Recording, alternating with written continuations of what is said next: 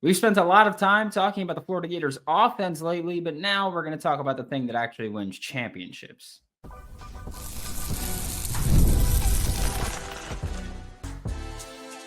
You are Locked On Gators, your daily podcast on the Florida Gators. Part of the Locked On Podcast Network, your team every day. Hello and welcome back to another episode of Locked On Gators, part of the Locked On Podcast Network, your team every day. Thanks for making Locked On Gators your first listen of the day every day. We are available daily and free reviews in the podcast and on YouTube. Happy Tuesday.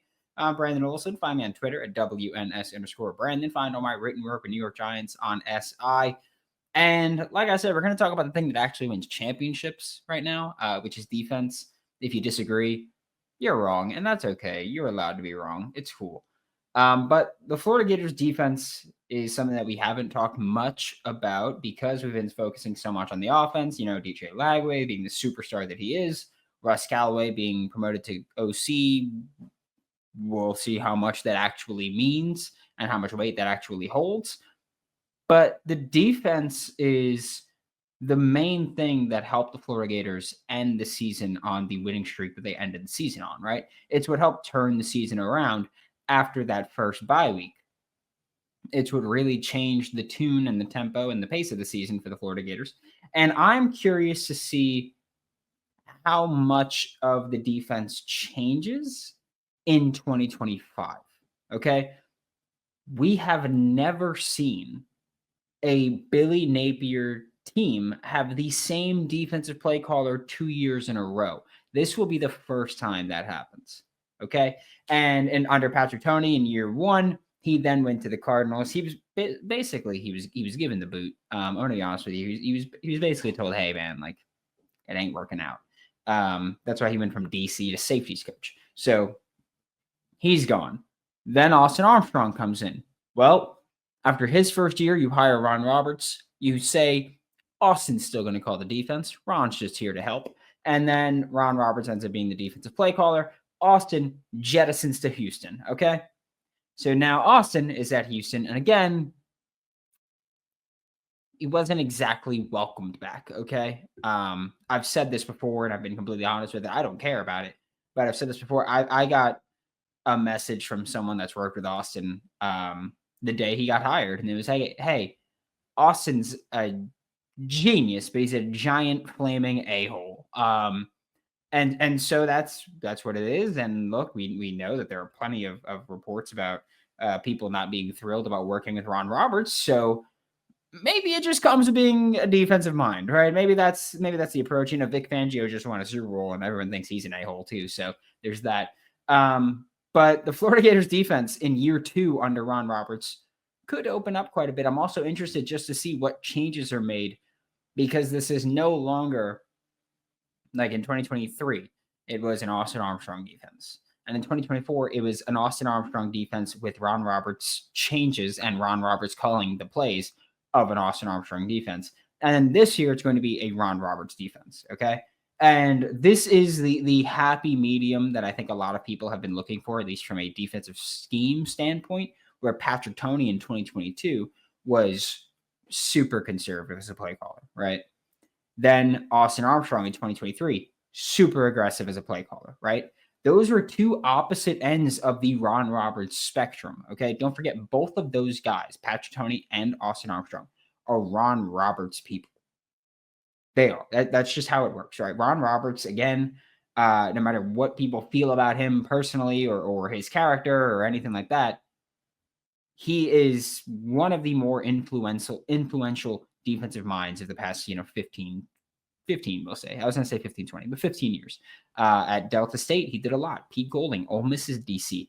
Delta State under Ron Roberts. Like that's where he came from as well. So this is going to be the true Ron Roberts defense. We'll see how many changes are really made there and how things change, how much it opens up. But last year, after that first bye week, the defense got so much better when you simplified the defense or when they simplified the defense, right? Like it is. That's just how it works. They stopped trying to get so crazy with the fronts they were giving you, and they kind of settled down and settled in and figured things out. The coverages got simpler. and they got considerably better. And we see this all the time, right? Especially in college. You see it all the time where a coaching staff kind of needs to reflect and say, I think we're giving them too much to do. Biff Poggi, right? Biff Poggi was the head coach at Charlotte. And when he was the Charlotte head coach right before they played Florida in 2023, he went out there and he was just like, man, we got to just dumb things down defensively. We're doing way too much. That's why we're getting killed. We got to simplify things. And they did. And their defense got considerably better after that. It happens all the time. Florida is in an interesting spot where they're losing quite a few starters, right? And quite a few significant contributors, even if they weren't starters, because you lost Triquez Bridges, who played a ton. You lost Jason Marshall, who was a starter before he got injured. You lost Cam Jackson. You lost Des Watson. You lost Jack Pyburn. You lost TJ Searcy, who played a good bit. You lost Shamar James, who was a starting linebacker. Like, you've lost a lot. However, you're also bringing back a lot of significant contributors because Florida just had a lot of significant contributors last year, whether it was due to injury or rotations, whatever it may be. They had a lot of significant contributors last year. So with having so many guys back for another year, I'm interested to see, and again, this is the first time where they've truly had the defensive play caller back and calling plays. I'm interested to see how much it opens up because now they actually get to learn the system, or now they actually get to expand upon their knowledge of the system that they learned last year. So I'd like to see how much they open it up. It is important to note that there is such a thing as opening the defense up too much, right? Like, even if you say, hey, you know how we ended the year? That's going to be our core defense, but we're going to add these things to it. I do think that there's just such a thing as opening up too much defensively. Okay. I do think that there's such a thing as saying, hey, you know, they know this. Let's add these coverages to the regular rotation. Let's add these blitz packages to the regular rotation. Let's add this to the regular rotation. And then you're doing too much. And then I do think that this staff, if they're in a spot where they feel like, hey, we added too much to their plate, I do think that because of the experience earned and gained last year with how things happened at the bye week, I do think that because of that experience, you'll see this coaching staff be, hopefully, and again, I hope this, and I do think that they'll do this, but you see this coaching staff maybe be quick to pull it back, right? To pull the leash in, rein it in, and simplify things again. Because again, you've also, I will say this, you've got probably more athleticism this year than you had last year. Like losing Shamar, who's a great athlete. You've got great athletes at linebacker as it is. All right. Your DBs are athletic. Your edge room's way more athletic than I think it was last year. Pyburn had a ton of power, but no bend. TJ Searcy had power, but no bend. I think that this year you probably have a bit more burst and athleticism on the edge. I think on the interior defensive line, you've got more finesse, less power. Cam, Des Watson, that's tough strength to replace. But I think you've got more athleticism there. So you can also just get more creative at that point as long as you properly teach them how to do these things. We are going to talk about the pass defense because, look, football is a passing game now, right? Regardless of how you feel about it, it's a passing game. We're going to talk about how Florida can stop passes and what changes we may see to their passing defense when we get back with Locked On Gators. Get the supplies you need from the site made for the skilled trades, Supply House. Whether you're in plumbing, HVAC, or electrical work, Supply House is the reliable way to order products online. Their easy-to-use website is packed with helpful resources and the latest product info to help you get the job done right. It's an important thing to get things done right? Plus, with a complete inventory of over 200,000 parts from 400 plus top brands, you'll find exactly what you need delivered fast from coast to coast. Join the Trade Master program today at supplyhouse.com/TM and start ordering plumbing, HVAC, and electrical supplies with just a few clicks. That's it, just a few clicks. And Trade Master program, free. Plus, use promo code SH5 for 5% off your first order. That's supplyhouse.com. Thanks for Locked On Gators, your first listen of the day, every day. We are available daily and free wherever you listen to podcasts and on YouTube. And talking about the Florida Gators pass defense in 2025, it's going to be really interesting, right? Like I mentioned last segment, you've got more athleticism this year than you had last year, right? I think that this is one of the most athletic. I'm going to scratch that. I personally think that this is the most athletic defense that Billy Napier has had. A large part of that is because Billy Napier's staff has always recruited athletes that they will trust themselves to develop. Okay. And this is the point where it's year 4 now for Billy Napier. Basically, the entire team is your players, right? It's your guys that you wanted. Or maybe Austin Armstrong wanted this guy, and that's why you got him. Sure, there's going to be instances like that, but they're Billy Napier guys. Okay. That's the important thing. They've always gone for athletes. I think they've got a ton of athleticism all over, and coverage-wise should be able to play any coverage they want, which I will say this as well. Last year, athletically, they were able to play any coverage that they wanted.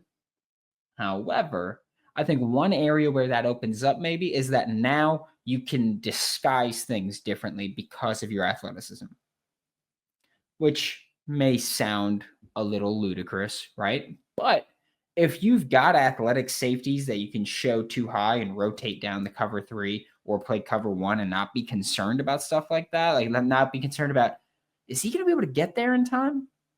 That shouldn't be a concern in 2025. Okay. You can show up, and I will say this as well. I'm going to, I don't want to say predict. I feel like predict is an interesting way to phrase this, but I'm going to expect Florida's defense to operate a lot out of 2 high looks, and 2 high looks is 2 deep safeties pre-snap, okay, and either play cover 4 or cover 3, okay. And if you don't know, cover 4 is 4 deep guys. Cover 4 is an interesting one. Because, it could be depending on the assignment, depending on who coaches it and how they coach it, could completely change things. What you'll see a lot with Florida is if the receiver stays on the outside and runs deep, it's basically man coverage with the corners out there, okay? If the receiver runs an out route, corner's responsibility. If he runs in, he passes off, okay? That's it. It's you got to say outside and deep mod, okay? Man outside and deep. That's your responsibility, with the safeties essentially having to make reads and figure out what's happening and making the play there. Cover 3, usually country cover 3 is just corners go up and out, and that's their deep thirds. And then you got a center field type safety. And so that's usually where you're going to see. And I do think, and then if it's out of too high, one of the safeties will rotate down somewhere. Could be Buzz and he comes down into the box. Could be just country cover 3 and he goes out to the flat. There's variations to it. Okay. I do think that you'll see Florida operate out of 2 high looks, and cover 3 and cover 4 will be the most likely played coverages, partially because those are 2 of the more played coverages in football right now. Okay. And the reason that I think that they'll come out of 2 high a lot is, 1, that's what they did. That was one of the biggest changes they made after that bye, after the first bye.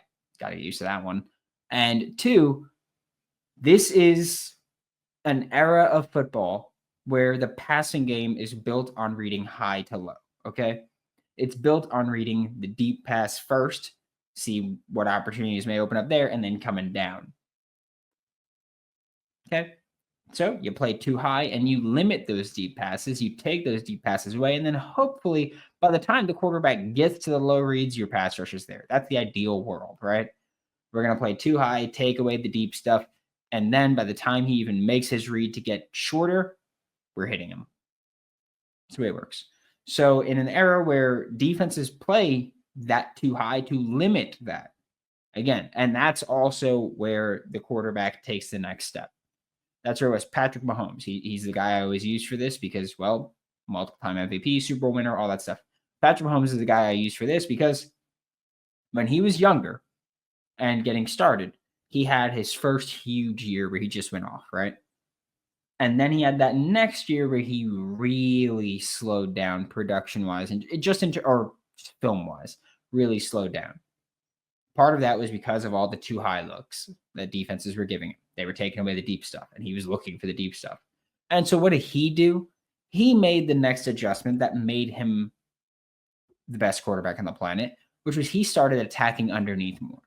And people will talk about how his average depth of target is significantly lower. That's why it doesn't matter. That stat does not matter without context, okay? Because Patrick Mahomes was taking those underneath passes because defenses were taking away the deep passes. And so he made the next adjustment of how do I attack that defense? I attack underneath. Defenses play more too high now because offenses are looking for the deep ball. Chicks dig the long ball, okay? So do quarterbacks. And so defenses are trying to take that away. That's what we think coverage-wise, right? Pass rush-wise, which this is kind of Ron Roberts' wheelhouse. Ron Roberts has always been more of a defensive front guy than anything else. And that's going to be interesting just with all the changes in the secondary this year. I'm not going to lie. That is interesting how the coverages are going to work out there compared to how Ron Roberts is going to run the fronts. I think you'll see Florida stick with more of a rush 4 approach, whether that's 3 down linemen and a stand-up edge rusher, whether that's 2 down linemen, 2 stand-up edge rushers. I don't care how you get to it. But I think you see them stick with more of a traditional rush 4 approach like last year with blitzes from the off-ball linebacker and the star. That's what Ron Roberts is going to do, okay? He's going to look at off-ball linebacker and star as your main blitzers, okay? You will also, of course, see, cover your ears if this word's gonna bother you. Creepers, you're gonna see that. That's a big Ron Roberts thing. That's one of his biggest innovations that he added to the game. He didn't create them, but he modernized them and he popularized them with the way that he called them and how he defended the RPO. It was. We know how everybody feels about him for the most part, especially with the off-field stuff. It was a huge innovation at the time. And I think that you see more of it where it's an off-ball linebacker will blitz, an edge on the other side will drop into coverage, or a D-tackle will drop into coverage. It's a non-traditional rusher rushes, and a traditional rusher drops into coverage. Okay, great. I do think that you will still see the occasional corner blitz, but with how Ron Roberts has typically called defenses, too many things need to go right in order to do that and expect that to be a part of your offense or a part of your defense consistently, right? First thing that needs to go right, defense need to be on a hash mark, okay? Whether on the left hash or the right hash, defense needs to be on a hash mark. That's an important thing. That's the first one. 2, you need to have a corner with the acceleration that end speed that also isn't scared to take on a blocker. Okay, because the way you're trying to win is if you can just get a free run from the corner coming down at the QB. Hopefully he makes a play there. But running backs usually are the ones that are going to end up stepping in that spot. So need to be willing to take on a blocker. Also, if it ends up being a run play, you need to be at least not awful tackling there, right? And ideally, the offense is in a somewhat condensed set where the receiver that, like let's say it's on the right side, right hash, where the right receiver is hopefully even closer to the line of scrimmage than he would be normally. And so then you could have the corner with a just shorter distance to run to, right? But even then, Ron Roberts has the tendency to say, hey, we're going to have our nickel lined up on that side, and that's who's going to rush. So that would be how I would expect it to go. But again, it's something that you'll see. I promise you'll see a corner blitz maybe once a game. But it's not something that you're going to look at and say, oh, that's like a huge part of the pass rush plan. Because it's not going to be. But it is going to be part of their pass rush plan. Okay? Again, ideally, they're on a hash. That corner that's on. So if you're on the right hash, the right corner is hopefully going to be the one coming up. Or the corner on the side of the right wide receiver. So the left corner, technically, because you're looking at it from the safety side. So that corner is going to be coming down only really in those situations.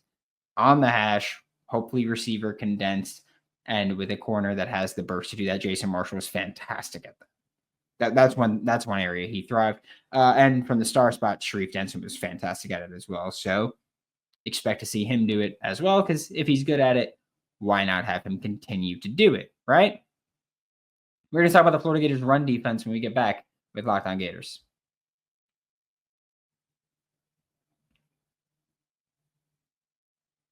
Thanks for making Locked On Gators your first listen of the day. Every day, we are available daily and free wherever you listen to the podcast and on YouTube. To wrap up today's episode of Locked On Gators, we're talking about the run defense for the Florida Gators because, like I mentioned earlier, you lost Cam Jackson. Okay. You lost Desmond Watson. And you lost Jack Pyburn. And you lost Shamar James. And you lost TJ Searcy. Okay. Not so much mentioning Triquez Bridges here because we're talking about run defense, which is mostly defensive front. You don't want your DBs making a ton of tackles in the run game because that means that running backs are not getting tackled quickly. And it usually means the running backs are picking up 6-7 yards, and then you got a DB making a stop. You don't want that to happen. But you lost Cam Jackson, Des Watson, Jack Pyburn. Those are like the big three in run defense. And Shamar's in there as well, but not as much as the other three in terms of in there as in the mix in the run game. You lost them, and that hurts your run defense, right? There's no other way around it. Just how it is. If we see Florida stick with the two high shells, like myself, and like I think many others are also anticipating you'll see a lot of in 2025, it is extra important at that point for your defensive front to hold up against the run, okay? And you know how we were talking about two high and single high and what the differences are there with, you got two safeties deep as opposed to just one. Well, when you go too high, you've got the two safeties deep. When you've got one high, you usually have a safety deep, center field, and then you have your other safety, not necessarily as a linebacker, but they're going to be closer to the line of scrimmage, right? Maybe they're over the tight end and it's basically like they're a linebacker, but they might be over a slot receiver and then they have to come down and make a bigger play there. All right, so that one guy is going to be different spots. But when you're playing single high, you have that safety. Again, safety is usually better tacklers than corners. You have that safety closer to the line of scrimmage, okay? When he's closer to the line of scrimmage, he provides additional run support. And in fact, he might even be the contain man that's just, hey, don't let him outside you. And that allows your defensive linemen, who are bigger, more powerful, that allows them to focus more on see ball, get ball. Now, when you go too high, you don't have that safety down there. Okay. And it's usually now linebacker, slot. That's your defense. Those are your endpoints for the interior. And then you got the outside corners and the safeties over top. So too high makes you a bit lighter in the box. And we're seeing defenses go lighter in the box, which is also one of the reasons which this is more NFL than college, but you're seeing defenses in the NFL go lighter in the box. And so NFL offenses are starting to come back around because it's always cyclical where they're starting to come back around running the ball. Okay. That's how it goes. It was passing revolution. Defenses adjusted with the too high. And then it was, okay, well, now we're going to start running the ball. And then we're going to go back to single high and being more aggressive defensively. And then we're going to go back to too high with the passing revolution again. It's cyclical. It always happens. It always happens. Right now, college hasn't gotten to the point yet where teams are just like, all right, we're just going to run the hell out the ball then, and we'll make you pay. Right now, they're not there yet. This might be the year they shift towards that, but right now, they're not. So too high leaves you light in the box. In the NFL, again, they're lighter in the box getting run. Too high leaves you light in the box. Your defensive line needs to do a stellar job of not getting blown off the line and of usually attacking rushing lanes, okay? Linebackers, one of the reasons that you now have freaky athletic linebackers that are good against the run is because they get to just see and chase. And you will see that with quite a few linebackers for Florida. I mean, that's what you're going to see from probably all of them this year, right? Is you're hopefully going to see defensive line not allow rushing lanes. Hopefully. Star, come down, steal that edge. And then a linebacker come down, steal that edge, and then probably pop Howard in the middle. And he's playing chase man. He's just, hey, wherever the running back is, I'm going to come fill. I would expect the run defense to be pretty good this year.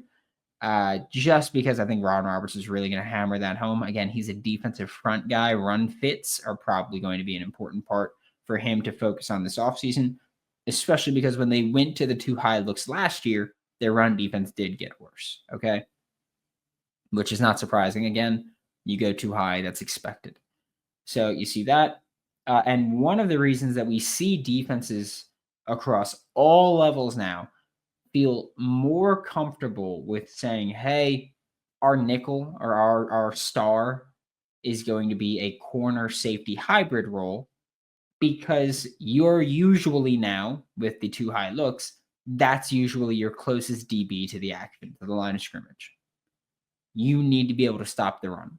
You need to be able to be physical at that point and be also a pass rushing threat, especially under Ron Roberts, because you're going to be doing all of those things. It's one of the reasons I say that this is the hardest position in football outside of quarterback.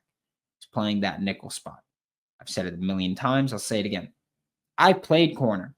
I played safety. I could not play in the nickel. I tried it. Was not possible. I couldn't do all the things you had to do there. To me, based on my personal experience, it's the hardest position I've ever played. I never played quarterback.